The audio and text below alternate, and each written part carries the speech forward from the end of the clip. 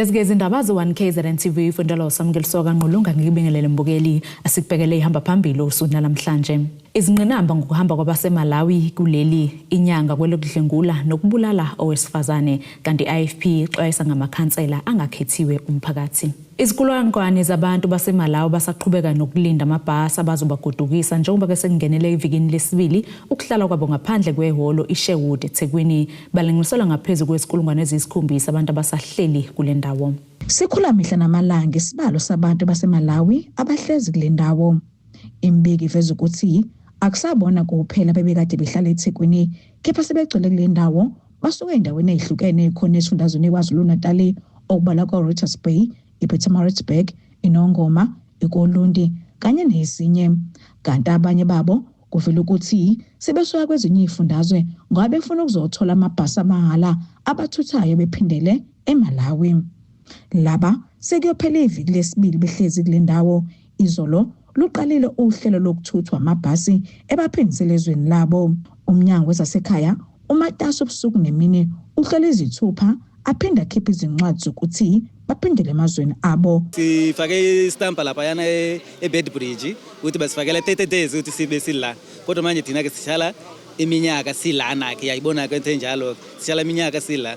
Manje ke ipunishment yabo basinika thina ke ukuthi okay njengenihlele kanjena ke ipassport yenu siyayibhana ke manje nawe ke siyakubhana ungasangene ngaphakathi ke futhi la ungasabuyele lana ke siyakubhana ke uyoshala hambe 10 years noma 5 years eMalawi.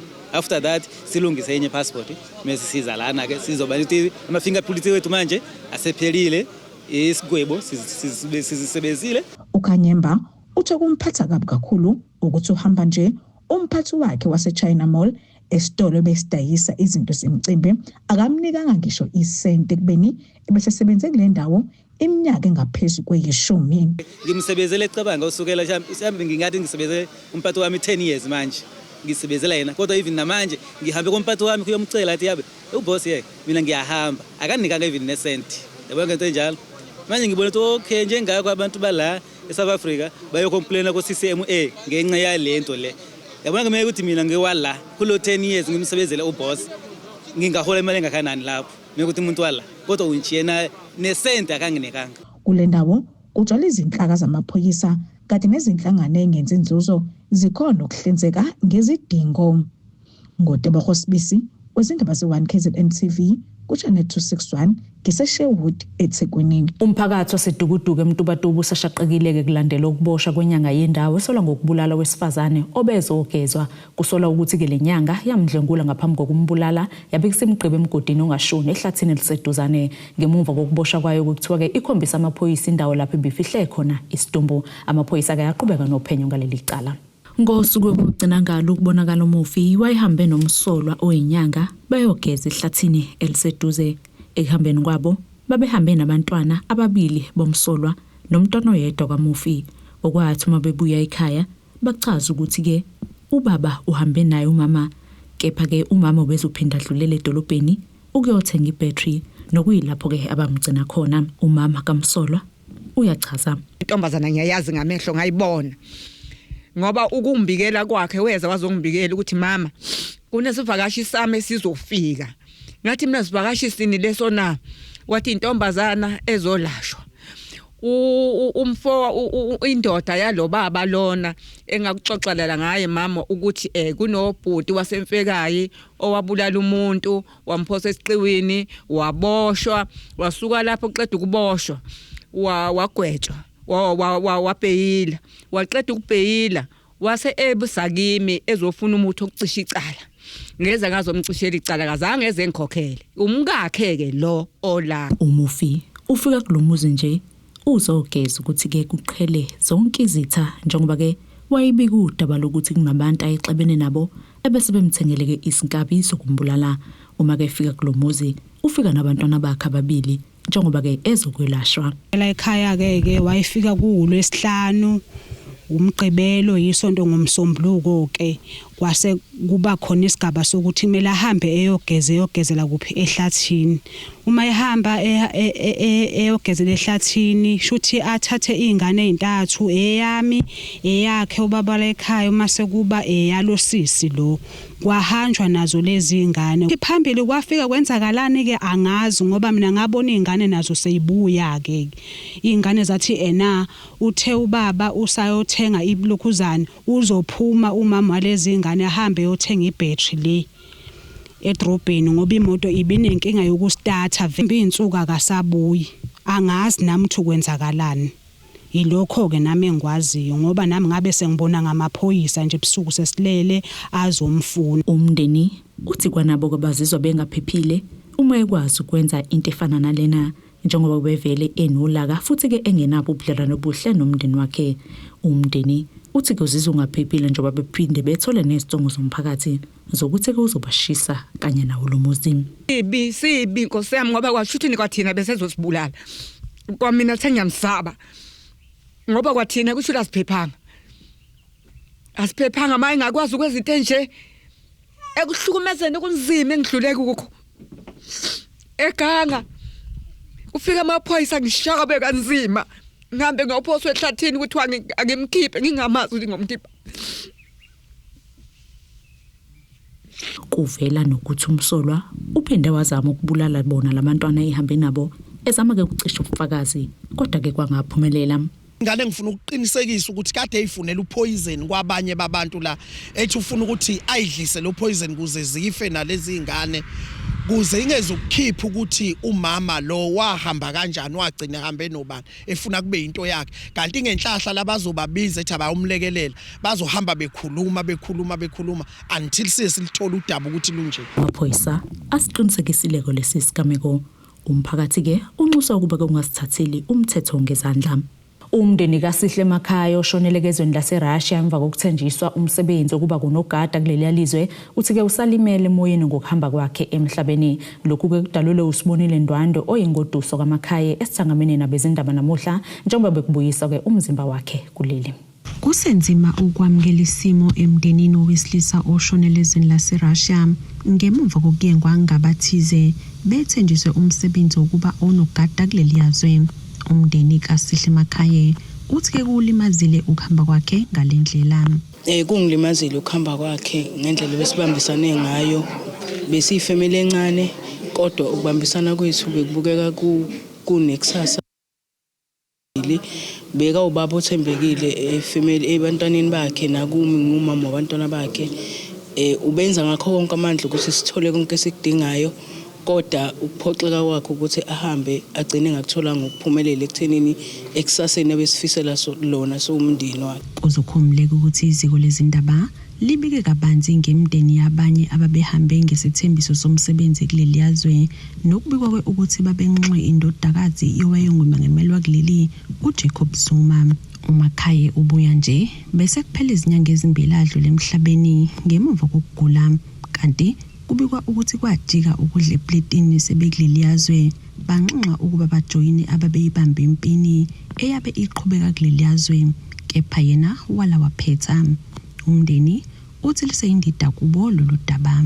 Umntwana wethu usishile kulomhlaba sadideka seumndeni wakaMakhaya March 28 until now sisadidekile kakhulu sumndeni wakaMakhaya ukuphumula bengakutholi bathi abantu kulendlela le eqalwe ubaba ngapha ngalandwa ngisekhaya mbilela umntwana wakithi kwathiwa baba woza nampa obaba uzosilalelisa babe maningi emndenini kodwa uNkulunkulu wakhomba akusimina futhi ngangihlalele nje ekhaya sazi kona ukuthi bazofika kubhlungu enhlizweni hayi besihluphekile bathi abami singaze kufike lo ngazohlala kanti uNkulunkulu uyazi. Umnqusho womnyango wezokuhlaliswa kwabantu esifundazweni uthi udaba lokuhanjiswa kwalaba ludingidwa ngokujulile uhulumeni kazwelonke. Sishilo ukuthi sifuna ungasho lutho ngendaba ukuthi umfowethu Sihle ukwasebenza eGoli abamthathayo ethi uyokwenza umsebenzi ke we-security phesheya bafike bamshintshele sekuthiwa kuyongena udabeni lasempini owala waphetha nje ugcine phele khona ngoba uhulumeni uyalisebenza umongameli ke niyakhumbula ukuthi ke sekunenyanga ezi3 ezadlulayo kwafika imizimba noma ewu17 eSouth Africa kobe sebeyavela bavusa uphenyo ukuze isimo sambe kahle kungagcina ingane zabantu ziyofela emazweni aphesheya ngale kokwazi kwalo kodwa udouble dealing waphezulu lo nohulumeni alisebenzayo umsebenzi wethu ukuthi umndeni wakamakhaya sizowulekelela abashilo ke bathi hayi at least kukhona noma ke inxeba livulekile sebezokwazi ukuthi bathole lokho kuthiwa iclosure. Umufi uzofihlwa eKranskop ngempela sonto ezindabeni ze1 KZN TV kube kuntombi khona Mvubu eThekwini. Umholi we-IFP uvele Nkosini Mhlabisi uthi ke ubuholi baleli iqembu esifundeni King Cetshwayo buyobe buzigwaze ngowabo uma kubuzoqoka amakhansela angafunwa abantu emphakathini. uHlabisi usho kanje inxusa abantu kuba babhalisele ukuvota mhla zingama20 nama21 kwephezulu ngenkathi ke kuqhubeka irally laleli iqembu eshowe. Umholi weqembu inkatha yenkululeko uthi banxusa abantu ukuba bavote ukuze bazozikhethela ikhansela elizoba yizwi liphinde libe yisithunywa sabo. Ukhetho lukamasipala ngomhla ka4 November yila intando yabantu baseNingizimu neAfrika ibonakala khona ukuphila kuhulumeni oseduze nabo. Yila abantu bekhetha khona ikhansela elizobamela libe yizwi labo libe isithunywa sabo lenze impilo emakhaya la behlala khona bethi abantu sihleli kahle. Lolu sukela namhlanje la eKing Cetshwayo ubuholi beqembu lenkatha yenkululeko luzonxusa bonke abantu ngaphansi kwemkhandlu yomasipala emihlanu eKing Cetshwayo ukuthi umhla ka4 November usuku lwenkatha. uNgotsha uqhubeka abantu kangeke bavotele amakhansela abangawakhethanga. Ngenyanga kaJulayi kuzobe sekukhethwa ama-ward candidates. Isicelo ukusenza kinini abaholi. Do not impose candidates to communities. Vumelani abantu bazikhethele i-candidate abayifunayo.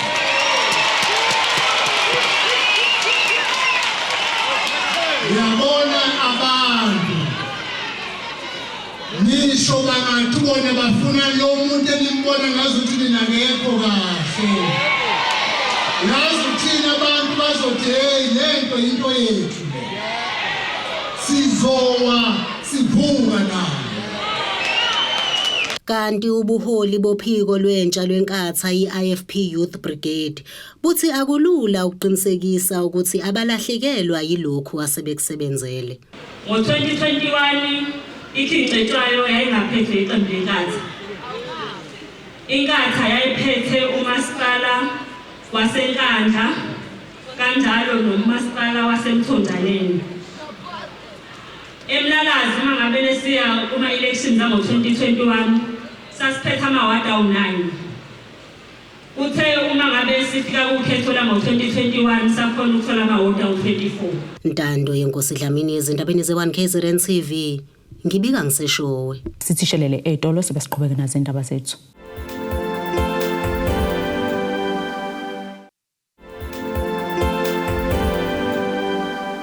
Asikwamukele mbukeli ke ubukele zona indaba ze1 KZN TV nazi kuyizona ehamba phambili osini namhlanje. Izingqinamba ngokuhamba kwabaseMalawi kuleli inyanga kwelokudlengula nokubulala owesifazane kanti iIFP ixwayisa ngamakhansela angakhethiwe umphakathi. Umphakathi wasethembalihle kwa38 ngaphansi kumasipala umsunduzo ususabise ke ngokuya emgaqweni ubhikisheleke ungabi nawo ugesi isikhathi singangeminyaka emine wathathwa ke ama-transformer. Elinye lamalungu umphakathi uSibusiso Hlongwane uthi lolu daba sebelidlulisele kuNdunankulu wesifundazwe kanjalo ke nomvikeli womphakathi. Isayinzuka iskiye yomphakathi waseThembalihle kuwa 38 ngaphansi kamasipala uMsunduzi olwele ukuba kubuyiswa ama-transformer amane kagesi nosekudonse iminyaka emibili. Lo mphakathi uthi ubhalele undunankulu wesifundazwe KwaZulu-Natal nomvikeli womphakathi njengoba kumasipala ungabanakile. Kagesi sanenkinga nendaba kagesi siloko sekuphela unyaka manje kophela unyaka wesibili ama-transformer awafuni ukubuya okunaloko ayahamba. So manje sekuze kwaba khona igxathu silithathayo ezumphakathi ukuthi mhlambe sithinte ama-ofisi ondunankulu nama-ofisi waka-public protector so that sizokwazi ukuthi mhlambe sizwakale as amalunga omphakathi. Ungabi nawo ugesi kuze nezinkinga eziningi njengoba kusebusika futhi kunabantu abadla emishanguzo edinga ukufakwa kwisiqandisi. Sibhekene nazo nje la kusebusika kuyabanda kunabantu abaphila ngamaphilisi ahlala emafrijini. Na last time ngangimentionile ukuthi kuze kudlule imphefumulo ngenxa yokuthi amaphilisi asemafrijini awakwazi ukuthola isimo esiright sokuthi umuntu angawasebenzisa. So lo mphakathi uthi uzophoqeleka ukuba uye emgwaqweni uzwakalise ilaka lawo njengoba sebekwenze konke okwathi wabakwenze ukuze kubuye ugesi. Eyalando yosibili yalando yosithathu eyos4 isebenzi shuthe 90% weThembalihle awunagesi. Isolution ebona ukuthi ayiqhamuke nekhansela yokusilungiselela ama-hyperama shuthe thina sikhanyiswa ama-hyperama kune-solution nje yonke engaqhamuka. Kwathiwa sigcwalisa ama-forms sigcwalisela ama-forms kwabuye kwathiwa kwenziwa ama-audit. Ngikhuluma nawe le eyoqeda 2 years ama-audit azange baze bawenze. Ngokuthi ke njengamanje abantu kukhala ngokuthi bavotela iopposition yepolitical party bengazi service delivery mina ukuthi sihamba ngama politics njengama iservice delivery siyayidinga wemasokisi usasemandleni wabekwa yithina enza umsebenzi ekumele uwenze okuhluleka la sizovala umgaqo mekufanele size silalelwe sizowuvala umgaqo okugcina manje sikhala asikwazi ukuthi sincengane na ukuthi wenze izimfuno zabantu bakha bakubeka uMasipala uMsunduzi uthunyelelwe imibuzo ngalodaba kodwa kwashaya isikhathi sokuya emoyeni ungaphendulanga. Izindaba ezenziwa KZN TV bikuthi abantu maphumulo eThembalihle. Kuthazwa isiko lokuhlolwa kwezitombi nto endaweni yakwaBhekane High Flats unomehle wezitombi uGugumsomi uthi ukukhuthaza umphakathi ulesekelele isiko ukuze ke lingashabalali njengoba ke lidlala indima enkulu ukuziphatheni kahle kwentsha. Uthi ukuhlolwa kwezitombi kusiza ekunqandeni izifo nokukhulela kwentsha isikhathi singakashayi. Kukhuthazwa isiko lokuhlolwa kwezintombi nto endaweni yakwaBhekane High Flats ngaphansi kwesizwe sakaMsomi. Unomehlo wezintombi uthi kubalekile ukuthi umphakathi nabazali balesekelele isiko ukuze lingashabalali njengoba lidlala indima ekuziphatheni kahle kwezingane zamantombazana. Ya kusiza ekutheni ingane ikhule inenhlonipho nakubazali bayo. Ikhule ingane izazi ukuthi umfana akayithinti isitho sayo sangasese. Akadlaleni nje kuyona nomalumeke ngoba nabo babuye balume iyazi ukuthi umalume siyayitshela ukuthi umalume akathinti ngoba ngesikhathi ekuthintile ukubaleka kokuhlolwa nje ngesikhathi ithintekile ingane sheshe siyibone ukuthi hayi ke akusenje ngoba kade sigcinile usafana nokuba sigcinile sikwazi ukuthi sheshe silandele iprocess ukuthi kwenzeke yini kubani. Eqhuba uthi ingane uma ingahlolwa iba uvanzi ngoba ingane mayingahlolwa ibe uvanzi iyabona nje yenze nomi kanjani ngoba iyazi vele ukuthi vele akekho umuntu ozoyibona. Thina siyakwazi ukuthi sihlole sizibone sitshele futhi mayingase iyona intombi ukuthi cha awuyona intombi zila nje zihloliwe ziyintombi. Yes siyayithola inhlamba so ayikho lento eniyenzayo ngoba ubani uthi uyayifica ingane ufica ingane igcwele ingane inhlamba ke lo sisikubize ngenhlamba. Nathi ukubothina uqobo lethu sibuye sibuze ngokuthi thina siyathengwa ngo-50 yabo ungathengwa kanjani ngo-50 ngempilo yengane ngoba igcine nje ukuyikhulisa nje ufuna ukuthi ibe nempilo iphumelele. Uthi abagcini kuphela ngokuzihlola izintombi kodwa bakhuthaza nemfundo ukuthi kubalekile ukuthi intombi nto ifunde. Siyabatshena nangokubaleka kokufunda. Sineyintombi la engazikhomba la ezinye ziyasebenza ezinye ziyafunda imfundo ephakeme ziyintombi nto ngoba kukho lokuncinza khona. Sithi nje vala amathanga sithi vala la uvule la. Izintombi nto ebeziyingxenye yalomcimbi zithi ziyazigqatsha ngokuba izintombi. Kuhlola kubaluleke kakhulu ngoba siyayigcina sayivikela asivikeli kuphela ebafanini sivikele ezifweni ezithelelana ngokocansi sizivikele kumitheni sizivikele ezintweni eziningi kakhulu engayibalula nabo bayaza bayigcinile nabangayigcinanga ngicela ukubakhuthaza ukuthi okanye laba abangakaze beye kohlolwa ngicela ukubakhuthaza ukuthi bezame indlela yobutombi babone ukuthi bathathaphi babekaphi. Ngasho nje ukuthi ukuhlola kubalekile if uthanda ungayigcina but abanye bayathanda ukuthi bayigcine kodwa bathanda ukuthi behlolwe uthi fine nalokho bengayigcina behleli emakhaya. Enye izintombi ithi qala ukuhlolwa seyiqede isikole ngakho lolu siko luhle kakhulu futhi yalithakasela. Kubalekile kakhulu futhi ngathi mawuhlola kungasuka ngaphakathi kuwena othandweni ungenzela umunye umuntu ungenzela abangani ungenzeli nomzali. For example mina ngaqala ukuhlola sengiqede nesikole and lempilo iyaphileka abukho ubungozi. Lo mbiko beniwethulelo Zamando Sicele wezindaba ze1 KZN TV ngikabhekani. Siphinde futhi sayitolo sobe siqhubeka nazo indaba zethu.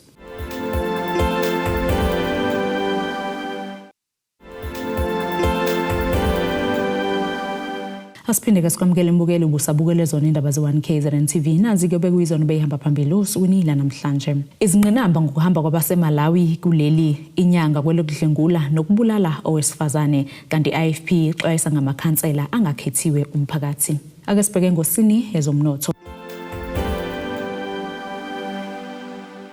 Irandi lakuleli 16.15 cent amaqhathiso nedola laseMelika libu 21.70 cent amaqhathiso nopound waseBritain u18.74 cent amaqhathiso neeuro igolide lona $4,014.72 cent ounce olangahluziwe wona u87.33 cents umphongolo. Ake sibheke ngosini yezemidlalo.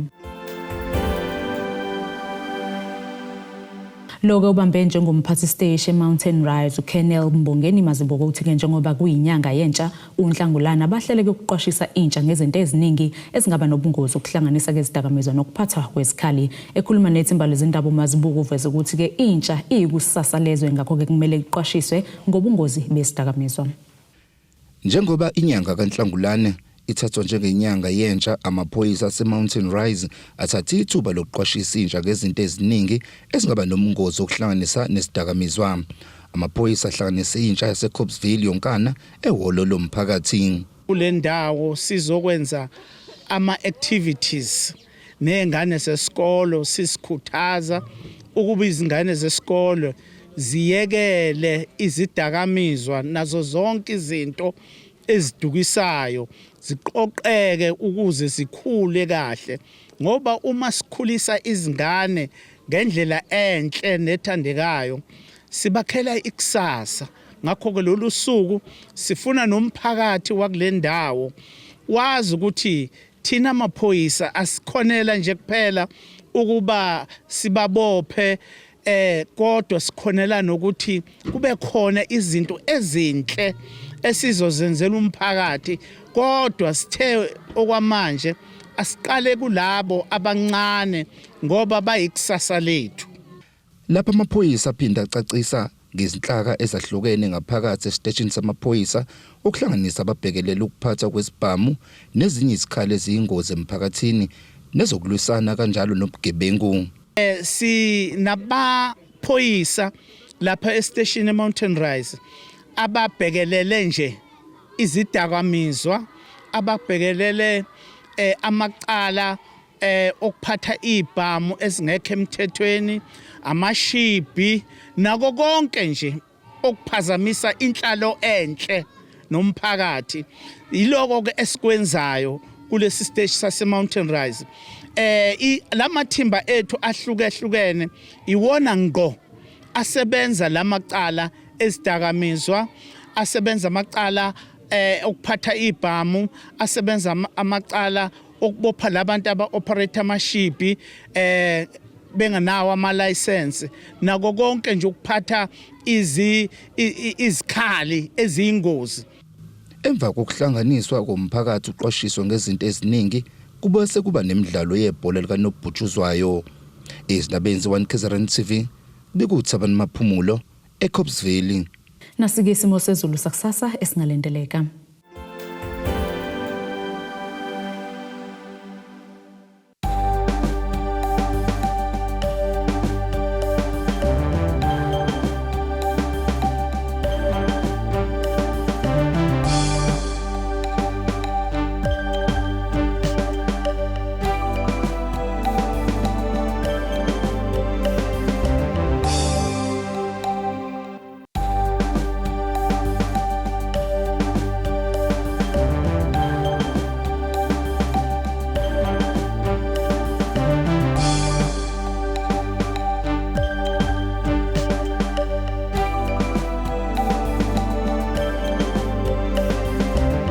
Bukeliza kuqhubeka sikuphathele zona usuku namhlanje mina nawe ke sophinde sihlangane kusasa futhi ngasesikhathi sifanayo nisale kahle.